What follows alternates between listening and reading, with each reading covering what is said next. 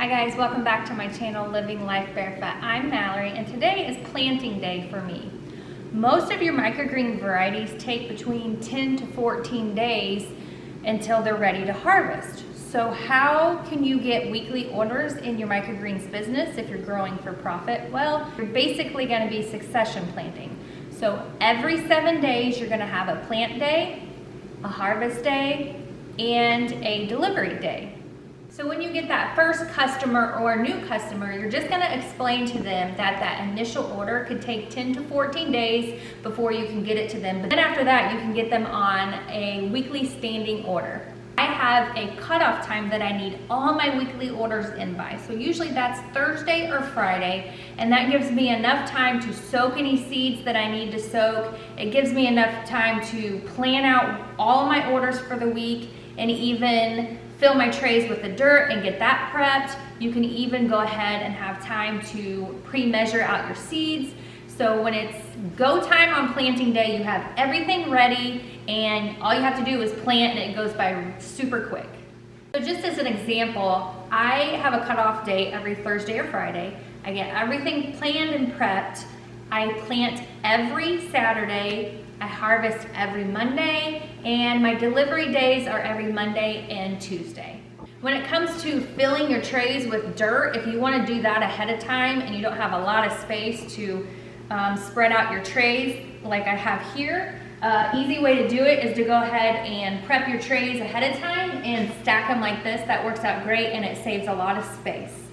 Another little tip for you guys too, when you go to planting your trays, a lot of times these tables are a lot lower to the ground than you see here, and so you're really bending over and it could be backbreaking. So one little tip that I want to give you are these little extenders.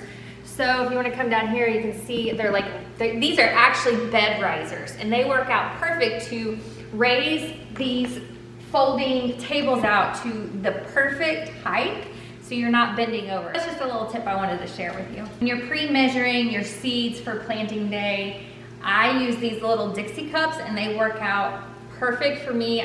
They're just the right size, and I've just gotten really used to spreading the seeds out in these little cups. So that works great. Another thing I see people using is little shaker cups or like your seasoning jars with the little holes in the lid. That makes spreading the seeds out pretty easy. I haven't tried that, but it does look like it works really well. So I'm gonna go ahead and get started and plant for my weekly orders.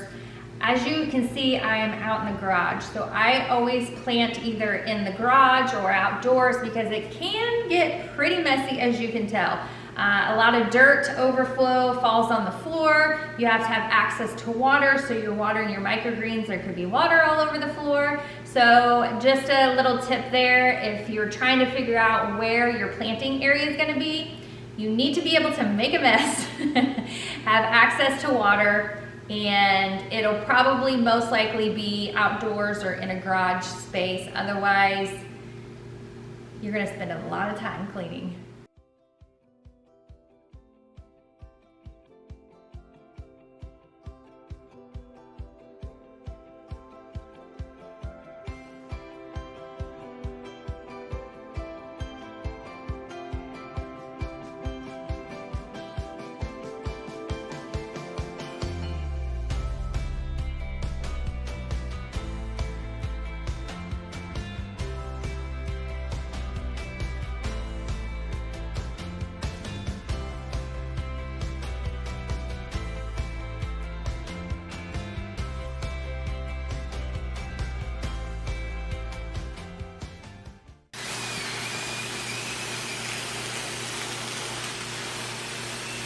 So I'm just gonna give them their last little water in here, just watering the other side of the seed. Use the mist setting. I don't wanna blow seeds all over the place. I want them to stay spread out nice and even.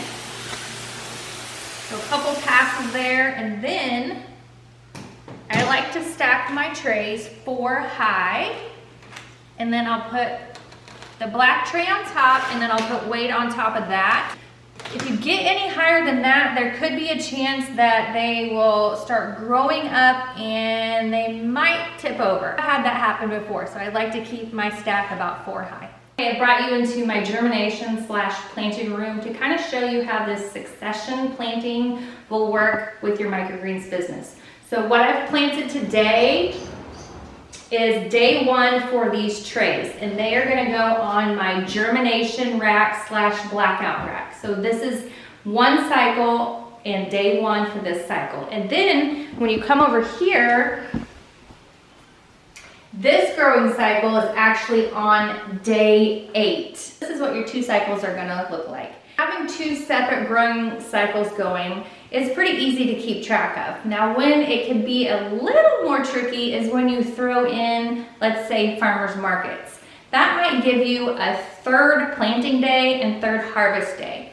So that's something you wanna think about in the beginning when you're planning out your planting day, harvest day, delivery day. You might want to combine that in what would work best with your farmers markets, so you're not adding in any extra days when it comes to farmers market season. Thanks for watching today's video, guys. I hope you enjoyed it. Remember, I have other videos on running a successful microgreens business. I will tag them here. Make sure you go watch those, and be sure to subscribe to our channel if you haven't yet. Hit the notification bell so you always know when we're coming out with new content, and please like and share our videos.